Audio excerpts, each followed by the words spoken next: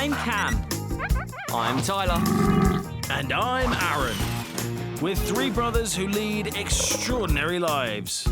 Because we live and work in our family zoo. Caring for endangered animals along with a team of keepers. And helping wildlife conservation projects around the world.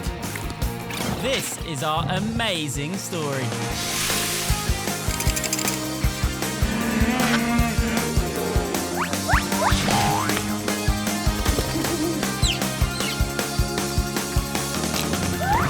This is 1Z3. 1, 2,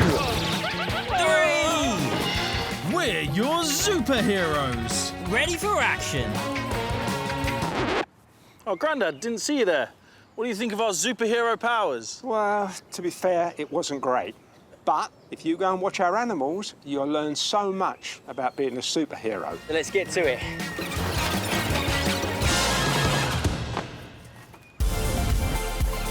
There are more than 800 animals at our zoo, keeping our keepers caring for them very busy. Whenever we can, we lend a hand. Even with the stinky jobs. Oh, Pong. Not all superheroes wear capes. We're a bit of a way off superhero status. So, after Grandad's advice, we're on the lookout for animals with their own secret powers. This time we meet Cletus, one small but mighty crocodile. Always wanted to be an interior decorator. Rica the armadillo shows off a super sensitive nose for food. And is it a bird? Eagle Owl Moby gives an aerobatic display without making a sound. That's so cool. With the power of 3, we've divided to conquer. I'm off to see the camels and their head keeper, James. Hey, James, can I give you a hand? Yeah, I've actually just got to go fill up the camel water. All right, sweet, let's go. Cool. Meet Mo and Navas, our Bactrian camels. In the wild, they can be found in the deserts of Mongolia and northern China, where temperatures can reach a scorching 37 degrees Celsius, and where there's hardly any water. Camels can go long distances without drinking any water. They can go up to just over a couple of weeks. And when they do come across water, they can drink up to around about 200 litres in around about 10 minutes. So that's a real thirsty camel. Yeah, that's a serious superpower. The trough that we have here is around 100 litres, which surely means, James, that we're filling it numerous times on a daily basis. We definitely have to keep an eye on it, and especially on them hot summer days. But lucky enough, our summers here is never as hot as Mongolia. Beautiful camel shower. And now for some more refreshment. Cup of tea. Cheers. Oh, marvellous. With the power of a good cuppa, I'm ready for action. Oh, aren't you boys sandy? Oh, look at the state of you, Navas. Oh, their winter coat's certainly coming through well. Yeah, we get a nice thick winter coat. Probably their most unique feature are these incredible humps. So the hump is actually made up of fat. Where the camels come from, they don't have very nutritious, tasty food. So they have to be able to eat almost anything and turn anything to fat and store it into these humps to help them survive the harsh climates. So the whole water side of things is a bit of a myth then. Yeah, it's not true. Camels only store fat in them humps, and they can use this fat to help them go months without eating. That's incredible. It equivalates to basically being able to go at least a week without having to drink water, and then around 6 months without having to eat any food. With their desert superpowers, Bactrian camels are the ultimate animal survivors. If they needed to, Mo and Navas could hold out for ages without so much as a sip of a drink. Tea break? Sounds good. Oh. Do you drink my tea?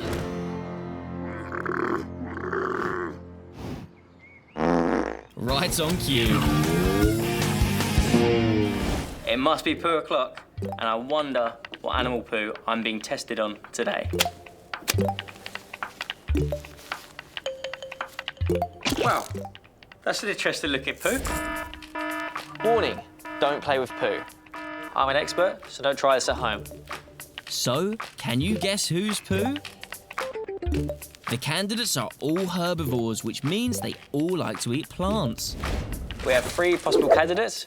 We have Tamara the tapir, Wilson the zebra, Pretty the deer. One of them has done this poo, but who? The first thing I like to do is smell my poo. Surprisingly, not that bad, quite fresh. Kind of like fresh cut grass in a way. It's got a bit of a fruity undertone, but compared to some, that's not bad at all. So let's measure the poo. Ooh, pretty big. So the width is 22 centimetres. Let's have a look at the length. 18 centimetres, and then the depth, 7 centimetres. That is a very big poo. Based on the smell, size, and shape of this poo, I think it's safe to say we can rule out Christy the red deer. Their poo tends to be a lot smoother and smaller, kind of like pellets, as they will tend to chew their food twice, as they'll swallow it, bring it back up again, and chew it again.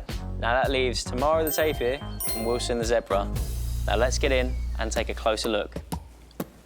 So as I'm cutting into it here, it's breaking away very easily, and there's a lot of grass and hay in here, which is consistent with both Tamara the tapir and Wilson the zebra. And as you see, lots of hay, which one of these two animals has been snacking on.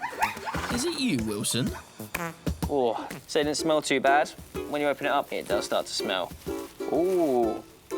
Now I found something which will give me the biggest clue. There's a lot of seeds in here.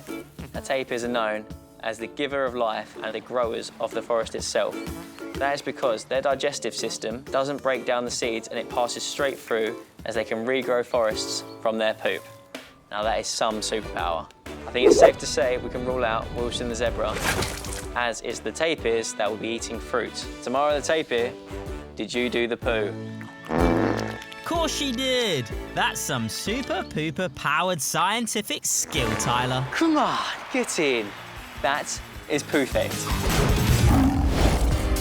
We're so excited to be welcoming a West African dwarf crocodile to the zoo today who goes by the name of Cletus. Although there might be a slight issue with his transportation box. This isn't going to fit. Yeah, it will fit. Well, turn it around the other way. It doesn't fit. I'd say turn on its side. Hey. Safe trip. Let's crock and roll. We'll start getting... Oh. Cool. Crock and roll. Oh, shocking. Yeah, see you later, alligator. Right, off I go to bring Cletus, the dwarf croc, to his new home. He'll have Maluku, the black tree monitor lizard, and Katoi, the Taiwan beauty snake, to keep him company. Dwarf crocodiles are a vulnerable species, which means their numbers in the wild are falling. Bringing Cletus to the zoo means the visitors can learn about the conservation of crocodiles. We're putting the finishing touches to his new habitat. Okay. We're basically just adding some more foliage to the exhibit just to give the croc a bit more coverage and also just to give the exhibit a bit more life. West African dwarf crocodiles make their home in swamps and on rainforest riverbanks. We're just getting some of these leaves out and just laying them on the floor. It's like a nice natural bedding for the dwarf croc, because obviously in the forest there's going to be lots of dead leaves that come off the trees. All right, not bad. Always wanted to be an interior decorator. Have you seen your bedroom, Aaron? Cletus is safely collected and we're on our way. Not long now. So it's a nice large piece of bark. It's going to go in the water. Good little hiding spot just for the dwarf croc to go under. Whee. All right. I think we're all good and ready for the arrival.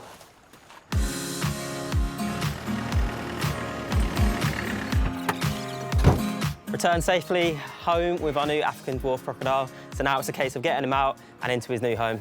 Let's do this. Getting Cletus out of his crate and into the new habitat needs to be done carefully. He may be a dwarf crocodile, but just like his bigger relatives, his jaws are super powerful. And his mouth has razor-sharp teeth. He's cute, isn't he? It's amazing how powerful he is just for like something so small to be like me. You wish. It seems Cletus likes his new home, and the other reptiles look happy with their new armour-plated neighbour too. We have so many super-powered animals in our zoo with all their amazing hidden strengths. And I'm up for challenging one now in human versus animal. Representing the humans is Tyler. And from the animal kingdom, it's Raph, the Lar Gibbon. Who will be crowned champion of Hang Tough? Lar gibbons spend most of their time high up in the trees. They use their long arms to swing from branch to branch in search of food. Has Tyler got what it takes to hang as tough as a super grippy gibbon? Contenders must hang on as long as they can, using only the strength of their hands. Want to check out our contenders' statistics? In the animal corner, Raph the Lar Gibbon is 60 centimetres tall and weighs 5.7 kilograms. He can travel from tree to tree at 35 miles an hour. Impressive. Raph's been swinging and hanging his entire life. He was born for this challenge. In the human corner, give it up for Tyler. At 1.8 metres, he is 3 times Raph's height and 14 times heavier. It's been quite a while since Tyler played on the climbing frame, but the muscle memory is there. Human ready? Animal ready. 3, 2, 1, and they're off. Lar gibbons have joints which allow them to easily move and rotate their arms around in different directions. At the end of their very long arms, they have fingers which are hook-like, so hanging, holding onto branches is no problem. More of a problem for Tyler are his arms getting longer. He's giving it everything, but he's no match for Raph. Uh-oh, is he losing his grip? Hang on in there, buddy. Raph's not sure what all the fuss is about. And it's all over! Raph has won! You two should hang out more often. The Lar gibbon is the super hanging hero of human versus animal. Well done, Raph. Our superhero search continues around the zoo with plenty more amazing animal powers to discover. It's just a case of sniffing them out. I'm closing in on an animal that's got incredible powers of survival. Armadillos are tough and surprisingly speedy. Kim the Keeper has been looking after Rica for the last 2.5 years. Like their close cousins, the anteaters, armadillos have pointed snouts and long sticky tongues. They've also got poor eyesight, but Rica more than makes up for it with her other superpowers. All right, let's weigh Rica. So Rica here is a free-banded armadillo, and there are exactly 20 species from the Americas, and she is the only one of them that can roll into a ball. 1.4. All right, I'm gonna pick you up, little cutie, and put you back in. There we are, Kim. Thank you. Let's go. Rica's strong but flexible shell isn't her only power. Her sense of smell is out of this world too. So we're preparing a fun enrichment challenge. A game of hide and seek with her food. Which is Rica's favourite? It's definitely going to be the mealworms. The mealworms. So we have some sweet potato, mealworms, egg, termite, and a giant enrichment toy to give Rica, and she's going to use her incredible senses to find it. Should we do it? Where shall we hide the food? We need to get creative because she's got a very good sense of smell, so anywhere we can think of. OK. Under the rocks, in the dirt, and behind a tree. Will Rica snuffle them all out? And which one will her nose find first? Are you ready? I'm ready. Let's go. Come on, Rica. There we are. Rica's moving around the habitat and she's already using her amazing sense of smell to locate the foods. In the wild, she'll be doing this. She'll be foraging around looking for grubs. Oh, she's found your sweet potato. As well as her nose to guide her, she also has fur on her underbelly that can feel along the ground. My favourite part about when she digs is how she buries her head straight in the dirt. With her sensitive nose, Rica can sniff out food that's as far down as 20 centimetres below the ground, digging it out with her powerful front claws. In the wild, all that attention on what's on the ground would leave armadillos vulnerable to attack from predators like jaguars. So they have tough plates all over their body, a bit like armour. Oh, hey. Seeing Rica just bump into an object there just shows how great and useful her shell is, which gives me an awesome idea. While we wait to find out what Cam's scheming, I found another animal with a hard shell. In fact or fake? Welcome to Fact or Fake, part of the show where I want to test your animal knowledge about our amazing animals. And speaking of amazing animals, this is a Madagascan hissing cockroach. There are around 4,500 species of cockroach in the world, and all of them come with some incredible animal superpowers. Firstly, they can fit into almost any space, even if it's only a few millimeters in width. And that's because these guys can flatten their exoskeletons. Even more incredibly, they can live without their head for a week. They don't actually need their mouths or their brains to breathe. They actually have these tiny holes that go down their body that they can breathe in and out of. All of this so far has been 100% true. But now it's time for today's fact or fake. Cockroaches could actually survive an asteroid hitting the Earth. Is it fact or is it fake? What do you think? I'd say that's a fact. Fact. I don't think a little thing like a cockroach would be able to survive. Fake, because it's a meteorite and they're just tiny little bugs. What did you think? Well, the answer is... it's a fact. Cockroaches have been around for about 300 million years. They have had to survive the asteroid that wiped out the dinosaurs. Their body is near indestructible. They reproduce en masse and they can eat pretty much anything. These are the ultimate animal survivors. What a fact and what a superpower. Traveling the world, we've met so many conservation superheroes who spend their lives rescuing and looking after animals. We recently went to visit a team in Uganda caring for orphaned chimpanzees. Chimps are one of my absolute favourite animals. However, I've never had the opportunity to work with them, but I love everything about them, especially the fact that they are our closest living relatives, 98.7% in terms of sharing DNA with us. The young rescue chimps enjoy playtime with the keepers, but they really learn how to behave from the older chimpanzees at the centre. Ugandan Wildlife Education Centre is home to 70 chimps between this location and also in Gamba Island in the middle of Lake Victoria. And all 70 chimps are either orphaned rescues or rescues from the illegal wildlife trade. It's a real kind of mixture of emotions because they're so beautiful, but at the same time you can't help but feel very sad because they don't have their parents.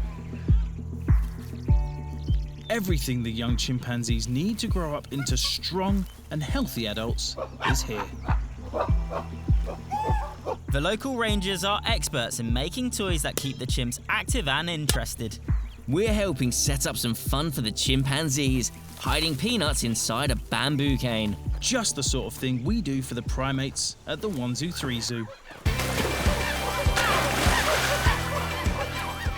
Whether around the world or back at home, we feel privileged to work together with animal protectors like these to do all we can to help animals live better lives wherever they may be. Back at the zoo, there's one last job to be done. With Moby the Bengali owl and Tom the head of birds. Hello, Moby. Definitely looks eager. Joanna, could you let Moby out for us? Bengali owls like Moby may not be the fastest flyers at the zoo, but they are certainly the quietest. Moby? It's incredible how silent they actually fly. It's like stealth mode. Yeah, it's impressive, isn't it? Little to no noise whatsoever.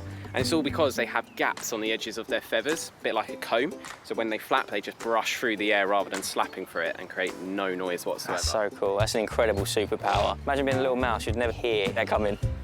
We'll go down there and we'll show you how good she is at catching stuff. Oh, wow. When you get this close, you can see their eyes.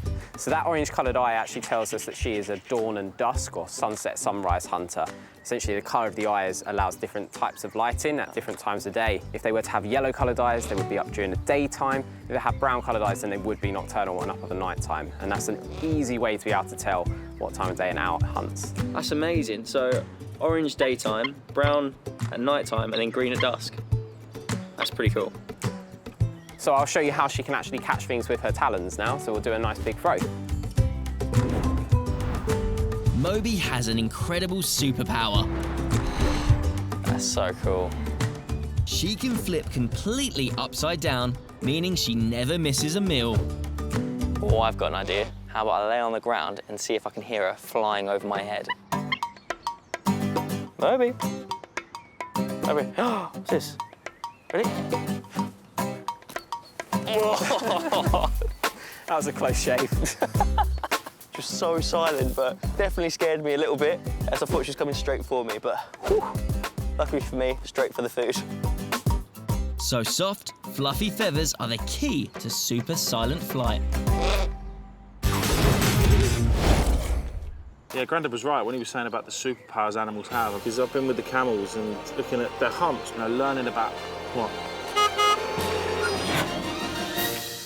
Ta-da! What is that? It's an armadillo buggy. Inspired by my superhero, Rica the Armadillo, I've given the 123 buggy a makeover. Come check it out. So we've got a tongue and an eye. It has little ears. The flashing lights just to warn people Aaron is driving. The hard shell, and it's great for protection. And then the best part of all, tail. It has a tail. Look. Very cool. You know, yeah. It's cool, isn't it? That's not bad. Yeah. So what do you think? You happy? Yeah, can we take it for a spin? I want to take it for a spin. I'll get in the back. Aaron, can you take it easier? Hey, Mom. I don't know.